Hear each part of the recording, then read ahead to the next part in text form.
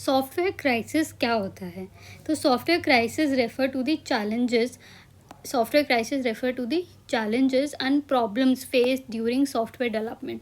तो जब 1960s में सॉफ्टवेयर का होना इमर्ज हो रहा था, बहुत ज़्यादा फ्रीक्वेंट डेवलपमेंट्स हो रही थी, तो उसकी कॉम्प्लेक्सिटी को हैंडल करने के लिए, उसकी प्रॉब्लम्स या चैलेंजेस जो सॉफ्टवेयर को डेवलप करने के साथ आते हैं, उसको हैंडल करने के लिए इतने ज़्यादा इफ़ेक्टिव मेथड्स नहीं थे। तो इसके होते होते क्या होता था कि सॉफ्टवेयर क्राइसिस अकर करते थे। और इनके कॉज क्या होते थे? सबसे पहला, इंक्रीजिंग कॉम्प्लेक्सिटी। जैसे जैसे टेक्नोलॉजी इवॉल्व हो रही है, सॉफ्टवेयर कॉम्प्लेक्स हो रहा है, एंड ये कॉम्प्लेक्स सॉफ्टवेयर को हैंडल करने के लिए हमें बेटर डेवलपमेंट टेक्निक्स चाहिए, तो वो हमारे पास इतनी हो नहीं रही थी। तो इस चक्कर में इंक्रीजिंग कॉम्प्लेक्सिटी होती थी, हैंडल करना मुश्किल होता था, तो सॉफ्टवेयर क्राइसिस किसी न किसी रीजन से आते थे। नेक्स्ट अगर हम बात करें, अगर हम unrealistic deadlines and cost overruns करते हैं, तो many project fail due to poor planning, unrealistic timeline and exceeding budget.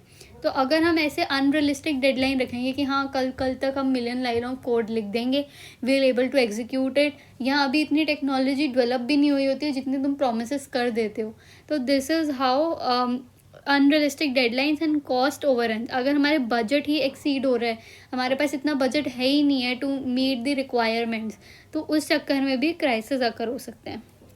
Next है lack of proper software engineering principles. अगर हम प्रॉपर स्ट्रक्चर्ड सिस्टमैटिक प्रिंसिपल्स को यूज़ नहीं करते हैं, तो ऑब्वियस बात है कि सॉफ्टवेयर जो है वो प्रॉब्लम करेगा। तो जो अर्ली डेज की बात करें, अगर हम 1960s की, तो software was written without structured process. उस टाइम पे तो कोई स्ट्रक्चर्ड प्रोसेसेस नहीं होते थे ना, उस टाइम पे कोई स्टैंडर्डाइज प्रैक्टिसेस नहीं होती थी, तो इसकी वजह से बहुत ज़्यादा पुअर डॉक्यूमेंटेशन या मेंटेनेंस में बहुत डिफ़िकल्टी आती थी, और ऑब्वियसली जो कोड होता था वो अनमैनेज होता था, क्योंकि हमारे पास कोई स्ट्रक्चर्ड प्रिंसिपल्स नहीं है, कुछ एल्गोरिथम्स नहीं है जिससे हम कुछ कैलकुलेट करें या कोई फॉलो करें अ सिस्टमैटिक अप्रोच, तो उससे प्रॉब्लम आती थी।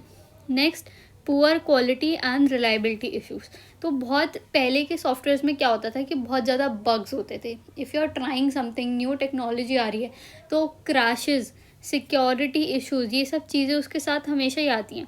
तो उस टाइम पे जब सॉफ्टवेयर डेवलपमेंट शुरू हुआ था, जब उसमें काम करना शुरू हुआ था, तो उस टाइम पे बहुत ज़्यादा पुअर क्वालिटी और रिलायबिलिटी इश्यूज़ भी आते थे, और ये एक रीज़न था कि हमारे पे सॉफ्टवेयर एरर होता था। फिर उसके बाद अगर हम बात करें तो चेंजिंग रिक्वायरमेंट्स, जैसे जैसे सॉफ्टवेयर प्रोजेक्ट्स फेल होते थे, तो क्लाइंट क्या कहता था मिड वे में कि भाई अब मुझे ये नहीं चाहिए, मुझे ये चाहिए। तो इससे ज़्यादा डिले होता था, ज़्यादा काम करना पड़ता था, और कॉस्ट भी बढ़ जाती थी। इतना बजट उस टाइम पे होता भी नहीं होगा। तो इन सब रीजंस की करके सॉफ्टवेयर क्राइसिस अकर हुए। तो ये कुछ एग्जांपल्स हैं रियल वर्ल्ड जो सॉफ्टवेयर एक्चुअल में क्राइसिस अकर हुए। तो सबसे पहले हम बात करते हैं एरियन 5 रॉकेट एक्सप्लोजन, जो 1966 में हुआ था due to software bug.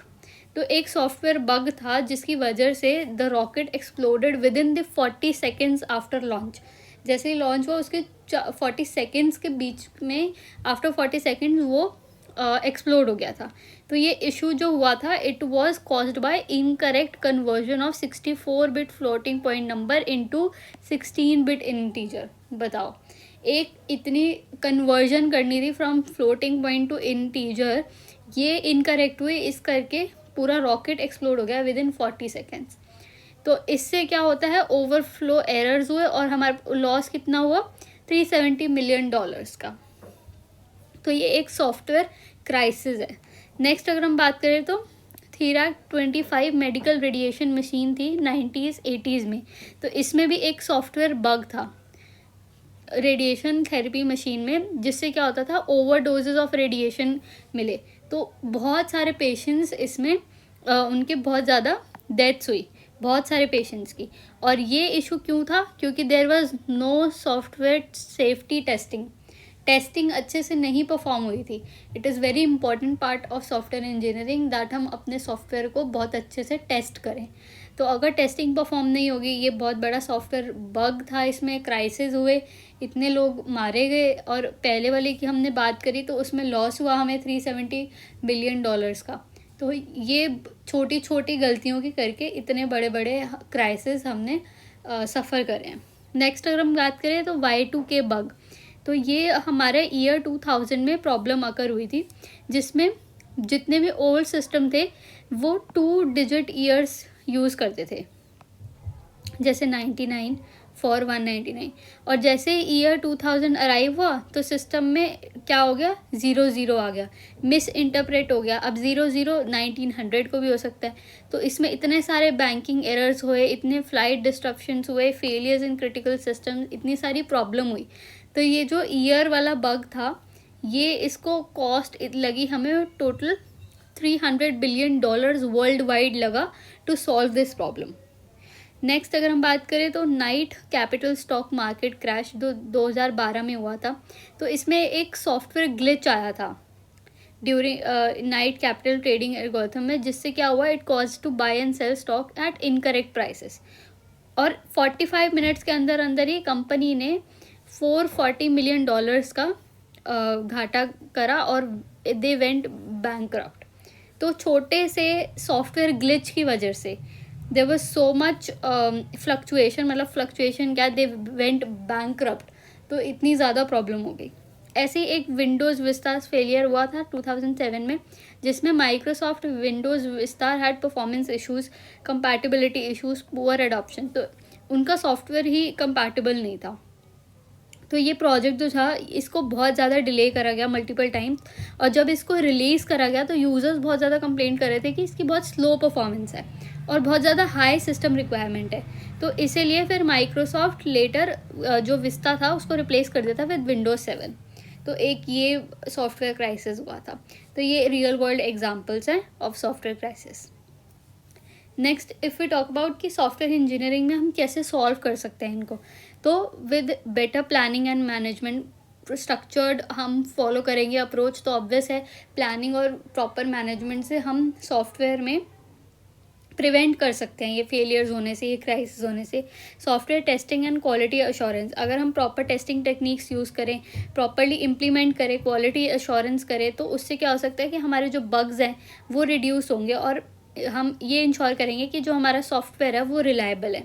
Next अगर हम बात करें use of standardize development methods, मतलब अगर हम proper software development principles use करेंगे तो ऑब्वियस बात है कि हमारा जो सॉफ्टवेयर है वो एफिशिएंट होगा, मेंटेनेबिलिटी और स्केलेबिलिटी उसकी अच्छी होगी। Next version control and documentation, तो हम बहुत सारे टूल्स ऐसे यूज़ कर सकते हैं जिससे हम डॉक्यूमेंटेशन बहुत अच्छे से परफॉर्म कर सकते हैं with the help of our team that collaborate effectively on them, जैसे कि गिटहब, जीरा एंड डॉक्यूमेंटेशन फ्रेमवर्क्स और भी होते हैं।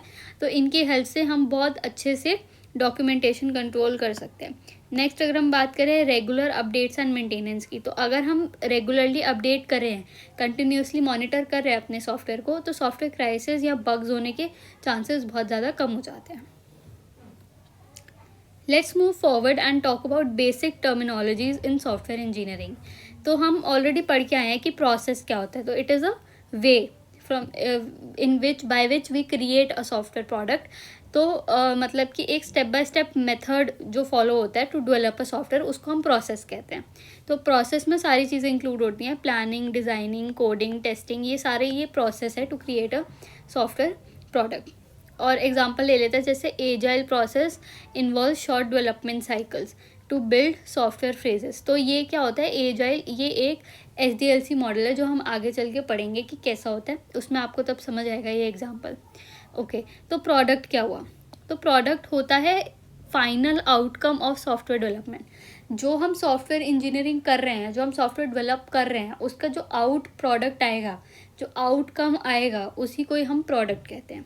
तो जो फाइनल आउटकम होता है सॉफ्टवेयर डेवलपमेंट प्रोसेस का, उसको हम प्रोडक्ट कहते हैं। तो ये एक एप्लीकेशन हो सकती है, वेबसाइट भी हो सकती है, सॉफ्टवेयर टूल हो सकता है, जो भी हम चाहते हैं, जो भी हमारे यूज़र्स की नीड है, उसको हम एज अ प्रोडक्ट मानते हैं। नेक्स्ट अगर हम बात करें मेजर क्या होता है, इट मीन्स क्वान्टिफाइंग और checking something in software development. तो मेजर करने से हमें क्या पता चलता है, मेजर जो होता है it help us to keep the track of performance, efficiencies and errors, या जो भी हो हमारे प्रोसेस में या हमारे प्रोडक्ट में।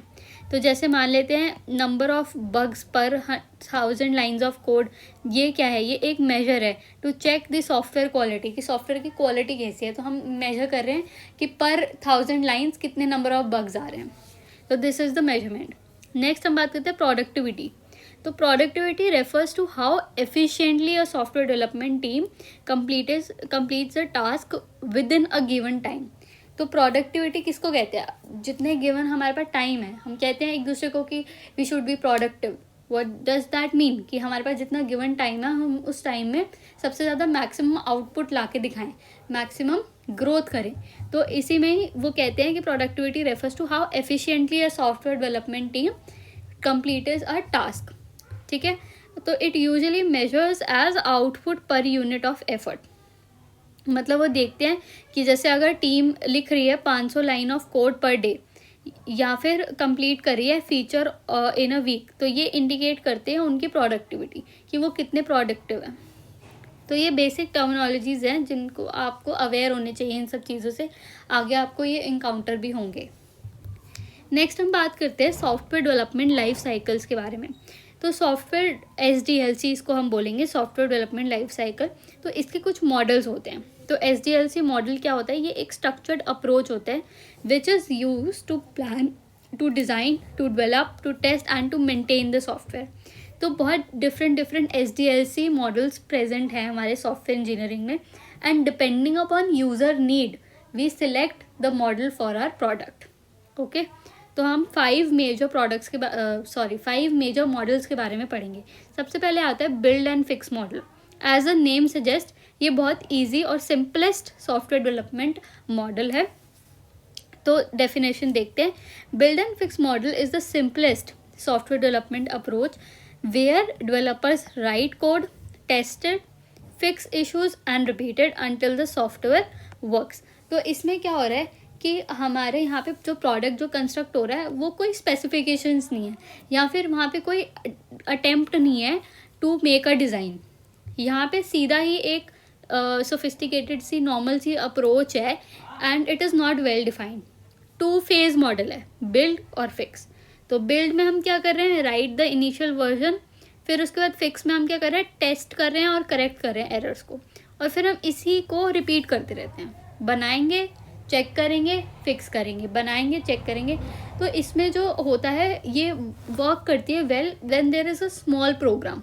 छोटा 100-200 लाइन का प्रोग्राम लिखना है या कोड लिखना है, छोटा प्रोडक्ट है, उस चीज़ के लिए ठीक है। So this model offers flexibility, हमें फ्लेक्सिबिलिटी है कि डेवलपर्स जो हैं वो आराम से चेंजिंग रिक्वायरमेंट्स या प्रायोरिटीज़ पे वर्क कर सकते हैं इजीली एंड अडेप्ट कर सकते हैं। बट द थिंग इज़ कि एक टाइम ऐसा आता है कि कोड जो होता है वो अनफ्लेक्सिबल बन जाता है, उस टाइम पे प्रॉब्लम आ जाती है। और यहाँ पे इस मॉडल में कोई डिज़ाइन इम्प्लीमेंटेशन, कोई डिज़ाइन बना ही नहीं रहा है, कोई यूज़र की रिक्वायरमेंट को समझ ही नहीं रहा है। Directly you are implementing, then you are fixing, you are implementing.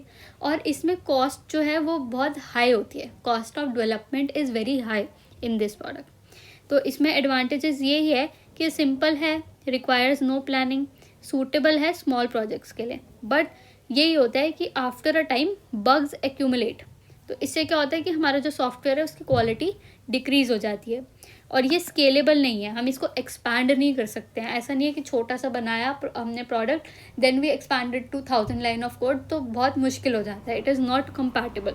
और इसमें कोई स्ट्रक्चर्ड प्रोसेस नहीं है, कोई स्ट्रक्चर्ड अप्रोच नहीं है, तो मेंटेन करना इज़ वेरी डिफ़िकल्ट। तो ये छोटे क्विक प्रोजेक्ट्स के लिए इज़ फाइन, पर्सनल प्रोजेक्ट्स के लिए या फिर जो लॉन्ग टर्म प्लान्स नहीं होते उसके लिए it works well, but otherwise it has a lot of flaws. Next हम बात करते हैं वाटरफॉल मॉडल की। तो इसमें क्या होता है कि इसमें लीनियर और सीक्वेंशियल डेवलपमेंट होती है। तो इसको हम कहते ही हैं कि ये linear and sequential development model है, जहाँ पे each phase must be completed before moving to the next. तो यहाँ पे जो भी फेज होता है, जैसे ये फर्स्ट है, इसको पूरा करना है, then only we can move to the next. We have to finish the design phase, then we will move in to implementation and unit testing, फिर ये हम आगे जाएंगे। तो we have to complete every phase, each and every phase. तो यहाँ पे क्या होता है कि the phase have to always occur in order, और इसमें कोई ओवरलैपिंग नहीं होती. ऐसा नहीं है कि you will go back, you will complete it, you will come again. आधा छोड़ के आगे नहीं जा सकते. You can not move to the next phase, you have to complete the phase, फिर ही आप आगे जाओगे. तो इसमें ये सारे इसमें फेजेस होते हैं, रिक्वायरमेंट एनालिसिस एंड स्पेसिफिकेशन, जहाँ पे हम क्या करते हैं इस फेज में. गोल ये होता है कि हमें अंडरस्टैंड करनी है कि जो रिक्वायरमेंट्स है हमारे कस्टमर की, और फिर उसको डॉक्यूमेंट करना है. तो the requirement describe what of the system, कि क्या है सिस्टम. और ये फेज जो होता है इसमें बहुत लार्ज डॉक्यूमेंट क्रिएट करते हैं हम नेचुरल लैंग्वेज में, जिसमें हम डिस्क्रिप्शन लिखते हैं कि ये यूज़र की रिक्वायरमेंट है और कैसे और हम इसमें क्या क्या चाहते हैं. और जो रिजल्टेंट डॉक्यूमेंट होता है जो हम लिखते हैं अपनी नेचुरल लैंग्वेज में, उसको हम कहते हैं सॉफ्टवेयर रिक्वायरमेंट स्पेसिफिकेशन, SRS. और दिस SRS में act as a contract between the developer and the customer. तो इस फेज में हम रिक्वायरमेंट एनालिसिस वाले फेज में हम SRS भी बनाते हैं. नेक्स्ट अगर हम बात करें तो डिज़ाइन फेज होता है which creates the software architecture. तो डिज़ाइन फेज में क्या होता है, the goal is to transform the requirement into structure that is suitable for implementation. तो हम यहाँ पे क्या कर रहे हैं कि जो हमने रिक्वायरमेंट्स लिखी हैं SRS में, अब हम उसको क्या करेंगे, उसको हम एक डिज़ाइन बनाएंगे, उसको हम एक स्ट्रक्चर में क्रिएट करेंगे, जिसको हम आगे चल के इम्प्लीमेंट करेंगे कोई प्रोग्रामिंग लैंग्वेज में. Okay, then we have the implementation मतलब कि राइटिंग द एक्चुअल कोड. तो इस फेज में हम क्या कर रहे हैं, जो डिज़ाइन हमने बनाया है हम उसको किसी प्रोग्रामिंग लैंग्वेज में इम्प्लीमेंट कर रहे हैं. फिर उसके बाद हम टेस्टिंग करते हैं. अब इम्प्लीमेंट करा तो अब हमें इट इज़ वेरी इंपॉर्टेंट कि हम इफ़ेक्टिव टेस्टिंग करें. तो ये जो इफ़ेक्टिव टेस्टिंग होगी ना, इट विल कंट्रीब्यूट कि जो हमारी डिलीवरी हो रही है हमारे सॉफ्टवेयर प्रोडक्ट की, उसकी क्वालिटी बहुत हाई हो और वो सॉफ्टवेयर प्रोडक्ट बहुत रिलायबल हो. तो ये जो होता है testing, it is expensive but it is very important कि टेस्टिंग बहुत अच्छे से परफॉर्म हो और सारे बग्स जो हैं, सारे एरर्स जो हैं, हम उनको ईजिली डिटेक्ट करके ख़त्म करें. Lastly we have deployment and management, maintenance. तो अब हमने सॉफ्टवेयर को रिलीज़ कर दिया, तो इट इज़ वेरी इंपॉर्टेंट कि with time we make all the changes, we face all the issues जो भी हमें आ रहे हैं. तो सॉफ्टवेयर मेंटेनेंस जो है वो एक बहुत ब्रॉड एक्टिविटी है, जिसमें error correction, deletion of obsolete capabilities और ऑप्टिमाइजेशन, इतनी सारी चीज़ें मेंटेनेंस के अंडर आती हैं. मेंटेनेंस और डिप्लॉयमेंट करना बहुत ज़रूरी है और इश्यूज़ को फिक्स करना बहुत ज़रूरी है जो हमारी चेंजिंग टेक्नोलॉजी, चेंजिंग इन्वायरमेंट में आने शुरू हो जाते हैं. तो एडवांटेज इस मॉडल की ये है कि it is easy to understand and it is well structured. और ये प्रोजेक्ट्स के साथ बहुत अच्छा काम करता है जिनकी फिक्स्ड रिक्वायरमेंट्स होती हैं कि हाँ हमें यही चाहिए, चेंजिंग रिक्वायरमेंट्स नहीं होती हैं. And it is suitable for large and well planned projects. But disadvantage ये है कि फ्लेक्सिबिलिटी नहीं है. तो जो चेंजेस इसमें होते हैं वो बहुत कॉस्टली होते हैं, क्योंकि अगर हमने रिक्वायरमेंट एनालिसिस कर लिया, we move to the design phase, और अगर हमें कोई चेंजेस करनी है तो हमें वापस से शुरू करना पड़ेगा. सो इट इज़ वेरी कॉस्टली. फिर यहाँ पे लेट टेस्टिंग फेज है, लास्ट में जाके हम टेस्टिंग कर रहे हैं, बहुत एंड में जाके. तो इससे क्या होता है, इसमें जो रिस्क होता है of project failure it increases because we are not testing as early as possible.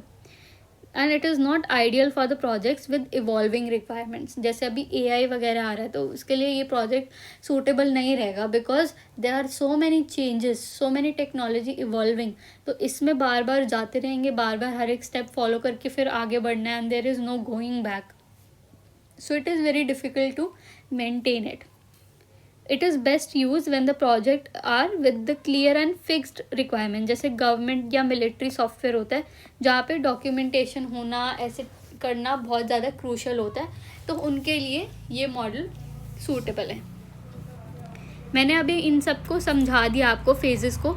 तो रिक्वायरमेंट एनालिसिस में मैंने आपको बताया कि इसमें गैदरिंग, एनालिसिस और डॉक्यूमेंटिंग होती है रिक्वायरमेंट्स की, और इसमें डेवलपर्स जो होते हैं वो इंटरैक्ट करते हैं स्टेक होल्डर से, और हम यहाँ पे एक SRS बनाते हैं, सॉफ्टवेयर रिक्वायरमेंट स्पेसिफिकेशन. ये डॉक्यूमेंट होता है जो हमें सर्व करता है एज अ गाइड पूरे प्रोजेक्ट में कि ये चाहिए, हमें ऐसा बनाना है. देन डिज़ाइन फेज़ होता है। यहाँ पे हम सॉफ्टवेयर आर्किटेक्चर बनाते हैं और इसमें हाई लेवल डिज़ाइन बनता है जो हमें सब डिफ़ाइन करता है कि सिस्टम का स्ट्रक्चर क्या होगा। और लो लेवल डिज़ाइन भी बनता है जो हमें क्या बताता है, मॉड्यूल स्पेसिफिक इम्प्लीमेंटेशन, मतलब लोअर लेवल्स पे बताता है कि ऐसे ऐसे होगा। तो इसमें हम बहुत सारे चार्ट्स बनाते हैं, ओके, एंड डेटाबेस स्कीमास बनाते हैं, क्लास डायग्राम, ER डायग्राम्स, ये सब चीज़ें बनाते हैं एंड चेक करते हैं डिज़ाइनिंग। अगर पुअर डिज़ाइन होगा तो बाद में हमें लेटर स्टेजेस में डिफ़िकल्टी हो सकती है। नेक्स्ट होता है इम्प्लीमेंटेशन एंड यूनिट टेस्टिंग। तो इस फेज़ में क्या होता है कि जो डेवलपर्स होते हैं they write the actual code following the design specification. तो यहाँ पे हम एक्चुअल कोड लिखते हैं, फिर उसके बाद हम यूनिट टेस्टिंग करते हैं जिससे हम चेक करते हैं कुछ internal errors. So unit testing will be testing at the very smallest level, हम इसके बारे में भी पढ़ेंगे। तो हर तरह की टेस्टिंग, वाइट बॉक्स टेस्टिंग भी करते हैं टू इंश्योर कि फंक्शनैलिटी बहुत अच्छी हो। Module interaction errors remain undetecting at the stage. तो इसमें क्या होता है कि अभी तक यहाँ पे मॉड्यूल एक दूसरे से कैसे इंटरैक्ट कर रहे हैं, वो वाले जो एरर्स होते हैं वो अभी तक यहाँ तक पता नहीं लगते हैं, थर्ड स्टेज तक। फिर फोर्थ होता है इंटीग्रेशन एंड सिस्टम टेस्टिंग। तो यहाँ पे हम क्या कर रहे हैं, यहाँ पे हम सब मॉड्यूल्स को कंबाइन करके फिर टेस्टिंग कर रहे हैं, इंटीग्रेट कर रहे हैं, मतलब ज्वाइन कर रहे हैं, फिर टेस्ट कर रहे हैं। तो वेरीफाई करते हैं कि जो हमारा डेटा फ्लो है, जो हमारा वर्किंग है, वो easily through all the modules सही से हो रहा है। तो इससे हमें पता चलता है कि जो हमारी सॉफ्टवेयर है वो सारी रिक्वायरमेंट्स को मीट कर रहा है कि नहीं कर रहा है, ओके। फिर उसके बाद हम बात करते हैं ऑपरेशन एंड मेंटेनेंस की। तो इसमें ये आफ्टर हम डिप्लॉय करने के बाद software requires continuous maintenance to for bug fixes. तो यहाँ पे हम क्या कर रहे हैं, हम यहाँ पे मेंटेन्स कर रहे हैं, उसकी इम्प्रूवमेंट कर रहे हैं, परफॉर्मेंस इम्प्रूवमेंट कर रहे हैं। और यहाँ पे बहुत सारी मेंटेनेंस मेथड्स यूज़ होते हैं टू इंश्योर कि हमारा जो सॉफ्टवेयर है it remains functional and up to the date. तो ये थे वाटरफॉल मॉडल फेजेस की एक्सप्लेनेशन। नेक्स्ट मॉडल आता है प्रोटोटाइपिंग मॉडल। तो प्रोटोटाइपिंग मॉडल में क्या होता है कि हम इसमें एक बेसिक वर्जन बनाते हैं, मतलब एक प्रोटोटाइप बनाते हैं सॉफ्टवेयर का। फॉर एग्जांपल कि जो डिसएडवांटेज थी वाटरफॉल मॉडल में क्या थी कि सॉफ्टवेयर जो वर्किंग सॉफ्टवेयर जो होता है वो लास्ट में जाके हमें अवेलेबल मिलता है, बिल्कुल लास्ट के फेजेस में मिलता है। तो इस चीज़ को क्या होता है कि बहुत ज़्यादा डिले हो जाता है टू डिस्कवर कि कोई सीरियस एरर है कि नहीं है। और इसी डिसएडवांटेज को ओवरकम करने के लिए हमारे पास ये ऑल्टरनेटिव मॉडल है, प्रोटोटाइपिंग मॉडल, जिसमें हम एक वर्किंग प्रोटोटाइप, वर्किंग एक कह लो उसका डमी क्रिएट करते हैं, डेवलप करते हैं सॉफ्टवेयर का, instead of developing the actual software. तो हम यहाँ पे एक्चुअल सॉफ्टवेयर नहीं डेवलप कर रहे हैं, हम यहाँ पे गैदर करते हैं यूज़र का फीडबैक, जो भी हमारे डमी या प्रोटोटाइप मॉडल सॉफ्टवेयर पे होगा, और फिर उसके बाद उसको फिक्स करते हैं। तो ऐसे ही करते रहते हैं हम, और फिक्स करके रिफाइनमेंट करते हैं, मॉडिफाई करते हैं, और फिर फाइनली हमारा मॉडल डेवलप हो जाता है। तो जो डेवलपर्स जो प्रोटोटाइप यूज़ करते हैं ये इसलिए यूज़ करते हैं ताकि वो पहले ही एक बना दे सॉफ्टवेयर, फिर उसके बाद वो यूज़र को बार बार दिखाते रहे, एंड देन जो भी रिफाइनमेंट हो वो करते रहे and finally will get the model. तो इसमें हमें लास्ट तक वेट नहीं करना पड़ेगा कि पहले हम सारी डॉक्यूमेंटेशन करेंगे, फिर आखिरी में बना के देखेंगे, फिर टेस्टिंग के टाइम पे इतना इशू आएगा कि हमें वापस से दोबारा से वो प्रोसेस शुरू करना पड़ेगा। तो इसमें भी ये सारे मेथड्स होते हैं। पहले हम रिक्वायरमेंट्स गैदर करते हैं, जो भी हमारी नीड्स हैं, फिर उसके बाद हम एक क्विक डिज़ाइन बनाते हैं। डिज़ाइन के बाद हम पूरा सॉफ्टवेयर का प्रोटोटाइप ही बना देते हैं, डमी बना देते हैं, और फिर उसको हम कस्टमर की इवैल्यूएशन के लिए दे देते हैं। जैसे ही वो कोई भी हमें इवैल्यूएशन बताते हैं, कोई भी रिफाइनमेंट बताते हैं, कोई भी रिव्यू या अपडेट, हम फिर से उसका डिज़ाइन बना के प्रोटोटाइप बनाते हैं। जैसे ही कस्टमर सेटिस्फाई होगा तो हम उसको फाइनल डेवलप कर देंगे, टेस्ट करेंगे और फिर मेंटेन करेंगे। तो इसमें क्या हो रहा है कि बेटर यूज़र इन्वॉल्वमेंट है। तो हमें फाइनल प्रोडक्ट जब तक एक्सपेक्टेशन मीट नहीं कर रहा है, यूज़र गेट्स टू नो कि क्या बन रहा है, क्या मुझे चाहिए। It helps faster issue detection. तो इसमें अब पहले ही प्रोटोटाइप बन रहा है तो जो इश्यूज़ हैं वो लास्ट तक नहीं बचते हैं, जो सीरियस इश्यूज़ हम नहीं गैदर कर पा रहे थे वाटरफॉल मॉडल में, इसमें हमें पहले ही डिटेक्ट हो जाते हैं। And it helps developer to create user friendly interfaces. तो बहुत यूज़र फ्रेंडली इंटरफेसेस इसमें आराम से बन जाते हैं, but it is very time consuming. And costly, क्योंकि इतने सारे प्रोटोटाइप बार बार बना रहे हैं, जितनी बार वो बोलेंगे रिफाइनमेंट के लिए उतनी बार दोबारा प्रोटोटाइप बनेगा।